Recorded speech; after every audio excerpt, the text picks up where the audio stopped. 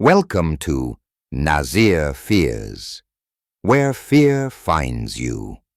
Do you dare to enter a world of unspeakable horror and chilling mysteries? Like, subscribe, share, and click that bell icon. The Mysterious Santa. The holiday season in the small town of Hawthorne was usually a peaceful time. The streets were lined with glowing Christmas lights. The smell of gingerbread filled the air, and the sounds of Christmas carols echoed through the shops. For most, it was a time of joy and celebration. But for Maya, who had returned home from college for the first time in months, it was a reminder of how much she had changed since leaving. She had outgrown the magic of Christmas, no longer believing in the fairy tale of Santa Claus or the fantastical stories that her parents had once told her. But this year, something felt different. There was an energy in the air that she couldn't explain. Her best friend, Chris, was eager to relive the Christmas spirit, but Maya was having trouble shaking the feeling that something strange was about to unfold. "Maya, come on!" Chris exclaimed, pulling her down the snowy sidewalk toward the town's annual Christmas Eve celebration. "We're going to the Christmas market, and you're going to enjoy it. Stop being such a Grinch." Maya smiled, despite herself. "I'm not a Grinch, Chris. I just don't see the point of all this. It's just another holiday." "You used to love Christmas," Chris said, her eyes sparkling with excitement. "And you used to love the Santa stories, remember? There's a new Santa in town this year. They say he's different, mysterious." "Mysterious Santa?" Maya raised an eyebrow. "What's so special about him?" "They say he knows things about the town. Old things, stories no one else knows." Maya rolled her eyes but allowed Chris to drag her through the town square, where a crowd had gathered around a large stage set up for the evening's festivities. A man dressed as Santa Claus stood at the center, surrounded by children sitting on his lap, eagerly whispering their wishes into his ear. At first glance, there was nothing particularly special about this Santa. He looked just like every other Santa Maya had ever seen. Fluffy red suit, white beard, jolly round face. But something about him felt different. His eyes were cold and distant, as if they held a secret no one else could know. "See?" Chris said, tugging on Maya's sleeve. "That's him! Mysterious Santa!" Maya squinted at the man, her curiosity piqued despite her skepticism. She watched him for a moment longer, then turned to Chris. "All right, I'll bite. What's the deal with him?" Chris leaned in, whispering as if sharing a secret. "They say that every year he comes to Hawthorne, but he only appears on Christmas Eve.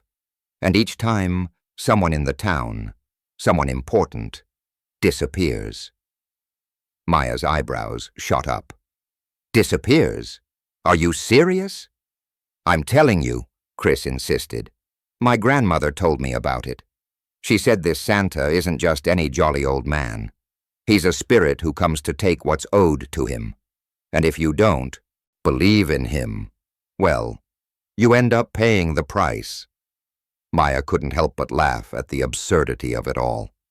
"Chris, you've been reading too many ghost stories. This guy is just some old man in a costume." Chris shook her head, her eyes wide with belief. "It's true. People in Hawthorne don't talk about it much, but every year someone's missing after Christmas Eve. No one ever knows why." Maya looked back at the Santa on stage. He had just finished with one child and was now moving to the next, his face still unreadable, his movements stiff and deliberate. "Whatever, I'll play along," Maya said, humor in her voice. "But I'm not believing any of this ghost stuff." That night, after the festivities wound down, Maya and Chris walked home together. The snow had started to fall again, heavier now, and the streets were eerily quiet. The bright lights from the Christmas market faded behind them, leaving only the distant sound of jingling bells. As they passed by an old alley near the town center, they heard footsteps behind them, crunching in the snow. Maya turned around, but no one was there. Chris looked over her shoulder, too. "Did you hear that?" Maya whispered. "Yeah, it's probably just someone out for a walk," Chris said, though her voice trembled slightly. They continued walking, but the feeling of being watched only intensified as the footsteps grew louder. Maya's heart raced as she glanced around the darkened streets, but she couldn't see anyone. Suddenly, a figure emerged from the shadows in front of them. A man, dressed in a dark coat and wearing a large hat. His face was obscured by the shadow, but there was something oddly familiar about his presence. "Can I help you?" Maya asked, her voice shaky. The man didn't answer. He just stared at them with piercing eyes, cold and unblinking. Before Maya could react, the man reached into his coat and pulled out a small, ornate box. He handed it to her without a word. "What is this?" Maya asked, confused. The man didn't answer, but as she touched the box, a cold chill ran down her spine. It was old, almost ancient, and its surface was decorated with strange symbols that Maya didn't recognize. The man stepped back into the shadows, disappearing into the night as quickly as he had appeared. "Maya, what just happened?" Chris asked, her voice trembling. "I don't know," Maya said, still holding the box in her hands. "But we need to figure this out." The next morning, Christmas Day, Maya woke to find the strange box still on her nightstand. It had an unsettling aura about it, and her curiosity got the better of her. She opened it carefully, revealing a small, folded piece of paper inside. The paper was old and yellowed, the edges frayed with age. The words on the paper were written in a strange, flowing script, and the message was simple but chilling. "He is coming. You will pay the price for your disbelief." Maya's heart dropped into her stomach. What had she gotten herself into? Later that day, she and Chris walked into town, determined to get answers. As they approached the town square, they saw the figure of Santa once more, standing in the middle of the street, facing them directly. But this time, he wasn't wearing his usual jolly expression. His eyes, those cold, lifeless eyes, bore into Maya's soul as if he knew her darkest secrets. She froze, unable to move. The ground trembled beneath her feet as the Santa figure slowly raised his hand, pointing directly at her. The crowd around them was oblivious to what was happening, but Maya could feel the weight of his gaze, the inevitability of his presence. It was only then that Maya realized the truth. Santa was no myth. He was something much darker, something ancient, and it had been watching her all along. The Christmas Bell. The small village of Ashford had always been quiet, a place where the days passed slowly, and the cold winter nights were filled with the sounds of Christmas carols and the crackle of fireplaces. For Sophia, Ashford was home, a place of warmth, memories, and family traditions. But this Christmas felt different. This year, a shadow had descended upon her family. Sophia stood in the attic of her childhood home, staring at the old chest that had been in the family for generations. Her grandmother had told her stories about the chest, but never about what was inside. It had always been locked, hidden away from the rest of the world.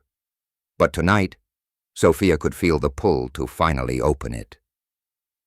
"Are you really going to do this?"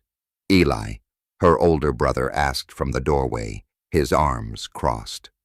"We've been over this before, Sophia.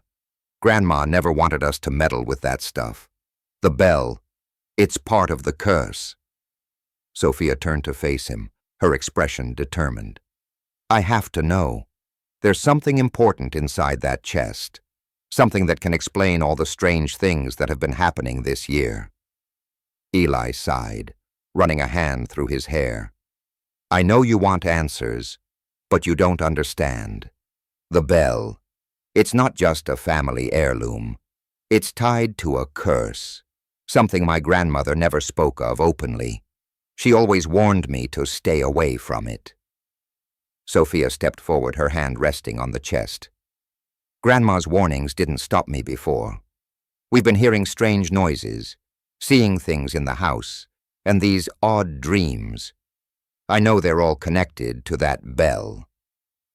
Eli hesitated, his face troubled. "Okay, but if we open it, we might be inviting something we can't control." Sophia ignored her brother's warning and opened the chest. Inside was an old, tarnished bell, its surface worn with age, but the sound it made when Sophia gently tapped it was unmistakable. A deep, resonating chime that seemed to echo through the house, vibrating the very air around her. For a moment, there was silence. Then, the room grew colder, the air thick with an unexplainable tension. Eli shivered, looking around nervously. "What did I tell you?" he whispered. Sophia didn't respond. Instead, she picked up the bell, feeling an undeniable energy flowing through her. She could hear whispers, distant, faint voices that seemed to come from the very walls of the house. "Who is that?" Sophia murmured. Before Eli could answer, they heard a knock on the door. It was quick and sharp, unnatural. Neither of them had heard anyone come to the house. Eli went to the door, his face etched with concern. When he opened it, there was no one there, just the cold winter air blowing in. But lying on the doorstep was an old letter, sealed with wax. Eli picked it up, his fingers trembling. He opened it, reading the message aloud in a hushed tone. "The bell has been rung. The curse has been set in motion. It is time for the truth to be revealed. There is no turning back." Sophia's heart pounded in her chest. "It's starting," she said, a chill running through her. "The curse, it's happening." They both turned and looked at the bell, which seemed to glow faintly, casting an eerie light across the room. That night, after a tense dinner, Sophia couldn't shake the feeling that something was wrong. The bell sat on the kitchen table, its presence unsettling. It was as though the bell itself was watching them, its dark history weighing heavily in the room. Suddenly they heard footsteps, slow, deliberate, coming from the hallway. But when they rushed to check, no one was there. The house was eerily quiet, save for the wind howling outside. Eli slammed the door behind them. "That's it. We're leaving. I don't care what Grandma said or didn't say. We need to get away from this bell before it destroys us." Sophia felt her blood run cold as she stared at the bell. "I can't leave it. I have to understand what this is. We have to break the curse." Suddenly Margaret, their grandmother, appeared in the doorway, her face pale and drawn. "I told you both to stay away from it," she said softly, her voice cracked with age. "But now it's too late. You've unleashed it." Sophia gasped, stepping toward her. "Grandma, what's going on? What is this bell?" Margaret slowly crossed the room and sat down, her hands shaking. "It's part of a curse I've been trying to contain my whole life. The bell. It was once used to summon spirits, to open a door to another world.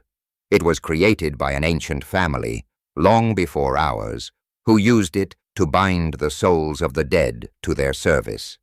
But when they were betrayed, the bell was cursed. Anyone who rang it would be doomed to face the consequences of the curse. The spirits of the past would come back to claim what was theirs. Eli shook his head. But we didn't ring it. It was just sitting there, waiting.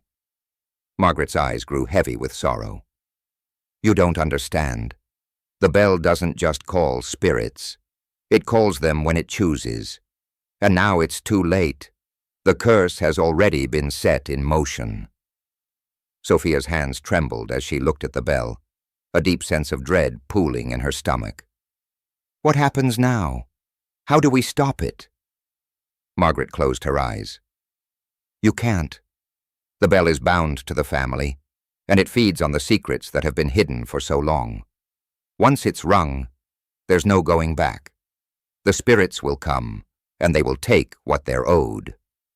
Just then the house shook. The lights flickered. Then a loud, haunting chime echoed through the house, coming from the bell, though no one had touched it. Maya turned to look at the bell. The whispers had begun again, louder this time, urgent, angry, and closing in on them. The door creaked open behind them. The Christmas mirror. Leah hadn't been home for Christmas in years, and as she pulled into the snow-covered driveway of her childhood home, she couldn't help but feel a mixture of nostalgia and unease. The house looked the same, perhaps even more charming with the fresh dusting of snow on the roof and the twinkling Christmas lights. But the closer she got, the more something nagged at her. It wasn't just the passage of time or the inevitable family drama that came with the holidays. No, it was something older, something she couldn't quite place. Her brother Jason was waiting for her on the front porch, grinning widely as she parked her car. "Leah, you finally made it," he said, rushing over to give her a hug. "Come on in. You're gonna love it here this year. Aunt Evelyn has some surprises for us." Leah forced a smile, but she couldn't shake the feeling of discomfort. "What kind of surprises?" she asked, trying to keep her voice light. Jason's grin faded just slightly. "You know Aunt Evelyn. She's been acting weird lately. The house is different this year, but don't worry. She's just being herself." Leah wasn't convinced, but she followed Jason inside anyway. The house smelled like cinnamon and pine, and Christmas music played softly in the background. It was cozy, and for a moment, Leah felt herself relax. The warmth of the house was welcoming, despite the unease that lingered in her mind. Aunt Evelyn, their aunt, and the head of the family, was sitting by the fire, a glass of wine in her hand. Her eyes twinkled as she saw them enter, and she gestured for them to sit down. "Leah, Jason, it's so good to have you home for Christmas," she said, her voice soft, but filled with a strange intensity. "I have something special for you both this year." Jason raised an eyebrow, a teasing smile forming. "Uh-oh. What did you get us this time, Aunt Evelyn?" Evelyn chuckled, her gaze flicking toward the corner of the room. "It's not a gift wrapped in paper or ribbons. No, it's something much more valuable." Leah's curiosity piqued. "What is it?" Evelyn stood slowly and walked toward the corner of the room, where an old, ornate mirror stood. It was tall, framed with intricate carvings of flowers and vines, its surface shimmering in the low light. The mirror was covered with a velvet cloth, which Evelyn now removed with a flourish. Leah's breath caught in her throat as she stared at the reflection in the mirror. At first, it seemed like any other antique mirror, beautiful, but nothing extraordinary. But as she looked closer, something strange happened. The reflection wasn't the same as the room behind her. In the mirror, the room looked different, darker, older. Shadows moved in the background, and Leah could have sworn that something or someone was standing just behind her reflection. even though the room was empty. "What is this?" Leah asked, her voice barely above a whisper. "Where did you get this?" Evelyn turned to her, her expression serious. "This is the family mirror. It's been passed down for generations. It holds a great secret, one that's been hidden for too long." Jason laughed, though his laugh was nervous. "Aunt Evelyn, are you trying to tell us this mirror is magic or something?" Evelyn's gaze hardened, and she stepped closer to Leah, her voice low. "It's not magic, Jason. It's cursed." Leah blinked, a shiver running down her spine. "Cursed?" Aunt Evelyn nodded. "This mirror shows you things that are hidden from the world. It reveals secrets, but not just any secrets. It shows the truth, the dark truth that no one wants to see. My grandmother had it, and my mother. Each time someone looks into it, they are shown something they've been avoiding." Leah felt her stomach tighten. "What do you mean? What does it show?" Evelyn's expression became distant, as if lost in the past. "It shows the truth about the person looking into it. It shows their greatest fears, their deepest regrets. And sometimes, it shows things that shouldn't be seen at all." Leah felt uneasy, but she couldn't stop herself from stepping closer to the mirror. The reflection in the glass seemed to shift again, and this time she saw a figure standing behind her. It was faint at first, but as she stared harder, the figure became clearer. It was a woman, her face obscured by shadow, but there was something familiar about her. Her heart raced as she realized the woman's presence was somehow tied to her own life. "Leah, don't," Jason warned, his voice shaky. But it was too late. Leah reached out, her fingers brushing the cool surface of the mirror. As soon as she touched it, the room seemed to distort. The shadows in the mirror grew darker, and the figure of the woman began to move closer. Leah's breath caught in her throat as she watched the figure step toward her, its hand reaching out to touch the glass. Suddenly, the reflection of the woman stepped out of the mirror. The world around Leah shifted, and she found herself standing in a place she didn't recognize, an old, dimly lit room. The figure of the woman stood before her, her face still shrouded in shadow. "Who are you?"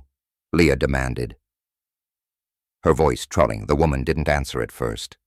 Then she spoke in a voice that sounded like a whisper carried by the wind. "I am the one who has been waiting. I am the truth you have avoided all your life." Leah took a step back, her heart pounding. "What do you want from me?" The woman's face became clearer and Leah's blood ran cold. The woman's eyes were familiar, deep, haunting eyes that Leah had seen in her nightmares. It was a face she recognized, but it wasn't her own. The woman smiled, her lips curling into a sinister grin. "It's time for you to face what you've forgotten, Leah. The truth you've been running from." Suddenly, Leah was jolted back into the living room, standing in front of the mirror once more. The woman was gone, and the reflection returned to normal. But Leah was no longer the same. She felt as if something had shifted inside her, as though a door had been opened to a truth she wasn't ready to face. Aunt Evelyn stood behind her, watching her closely. "You've seen it, haven't you? The truth of your past. It's time for you to remember." Leah turned to face her, her mind racing. What was that? Who was she? Evelyn's face was grim, her eyes filled with sorrow. "She is someone from your past, someone you've forgotten. But now that the mirror has shown you, you must face the consequences." Leah felt a cold chill as she realized the truth. The mirror didn't just show what had been forgotten. It showed what was hidden, buried deep within. This concludes The Christmas Mirror. The story explores the dangerous power of a family heirloom that reveals the dark, hidden truths of the past, forcing Leah to confront a painful secret about her own life.